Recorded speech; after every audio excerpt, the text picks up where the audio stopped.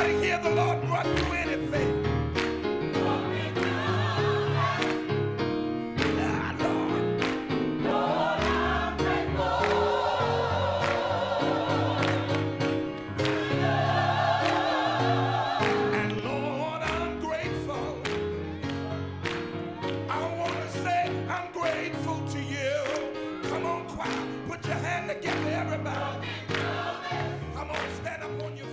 This evening, we recognize and celebrate the special kinship between Dr. King and the labor movement.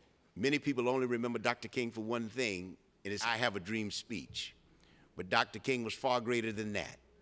And what Dr. King did in terms of labor, he died fighting for workers, but he knew his calling was to be the leader of his people and this nation.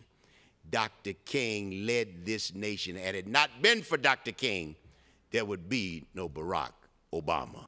Clearly, if you read the program, the individuals that are being honored this evening, what they have done for labor, not only labor, but for the people of New York City, and for many of them, the people of the world, goes without saying, deserves to be praised. And so I congratulate all the honorees tonight for being honored for everything that you have done and will continue to do, not only on behalf of labor, but for the people of New York City and our great country. I remember when I came from Hong Kong back in 1963, and I saw Martin Luther King, Dr. Martin Luther King gave a speech on television. And I think that the issue to struggle for justice and equality carries on. And for me, community service, I've done that for over 30 years. And it took me almost 20 years to get to the city council. And I will continue to work with all of you to carry on the legacy of Dr. Martin Luther King. If Martin Luther King will be here, that will be his call. Stand up. Fight for those brothers and sisters who need us right now. When we talk about Haiti, one of the most important countries in this region, one of the countries where slavery got free, first than any other. And we owe so much to Haiti.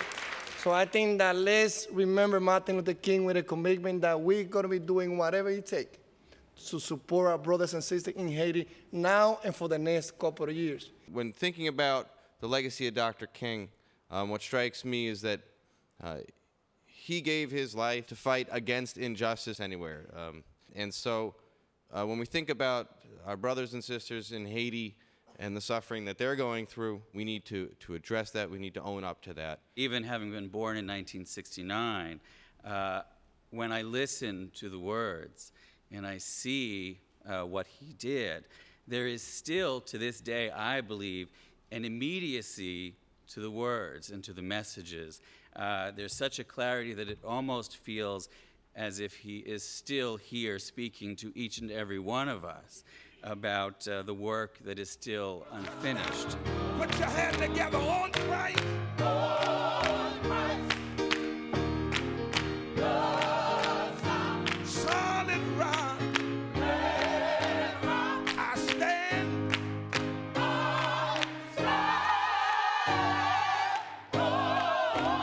All of the ground. The ground is sinking sand.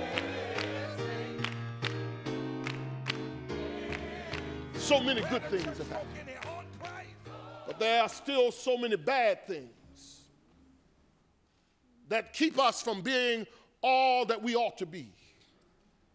These are the best of times when you think how far we have come, how far African American people, Latinos and Asians and other people of color have come in this dominated majority culture. When you think about the doors that have been opened, it's a long ways we've come. Long ways from the sharecroppers and tobacco roads to the halls of Congress. Some 44 members of the Black Caucus in the Congress of the United States.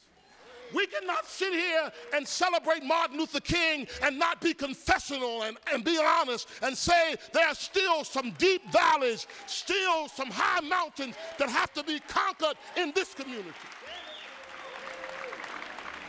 Thank you very much, Reverend Richardson. And on behalf of the City Council, we really want to thank you so very much. It's so important as we recognize Dr. King's contribution to labor, but also labor's contribution to Dr. King. I'd like to bring Arthur Chiliotis. Arthur, from 1180, Arthur Chiliotis. Local 1180 has internalized Dr. King's warning. Injustice anywhere is a threat to justice everywhere. We understand that millions of African American workers still lack the union rights and other legal protections needed to guarantee them the full lives Martin Luther King Jr. sought for them. I urge this council to heed the words of Dr. Martin Luther King Jr. Our needs are identical with labor's needs: decent wages, fair working conditions, livable housing, old age security, health and welfare measures, conditions in which families can grow, have education for their children, and respect in the community. The young lady that I'm about to present this proclamation to, Cleola Brown. Cleola Brown, come up, because she has been a true fighter in this struggle for many, many years. I ran away from my uncle's guidance because Martin Luther King was speaking on the mall. The energy that ran the length of that mall has stayed with me for the 61 years that I have lived. Every day, we have the responsibility to teach those who are coming behind us that that legacy must continue through their action. Every night, we have the obligation to thank God for giving us the strength and the sound mind to bear witness to the cause of our people. And every time that we do that, that man who we like to quote, whose name is Dr. Martin Luther King, I think he rests just a little bit easier.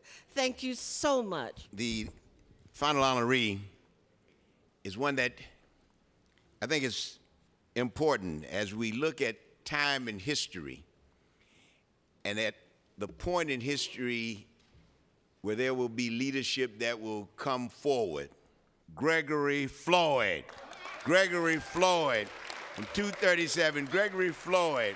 I stand before you, the son of a sharecropper. My mother is also from South Carolina, and she was a sharecropper.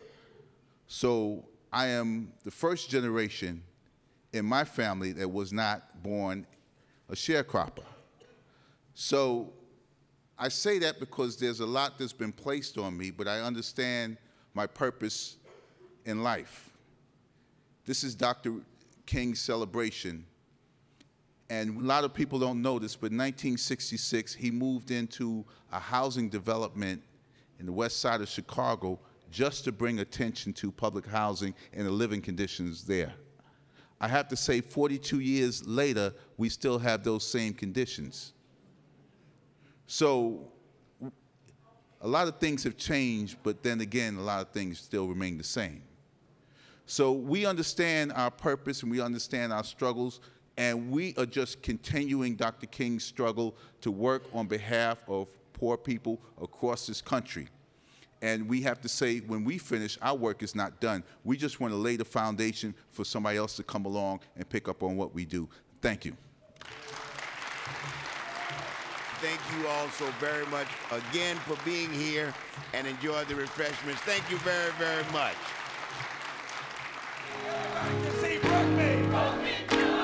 Anybody hear the Lord brought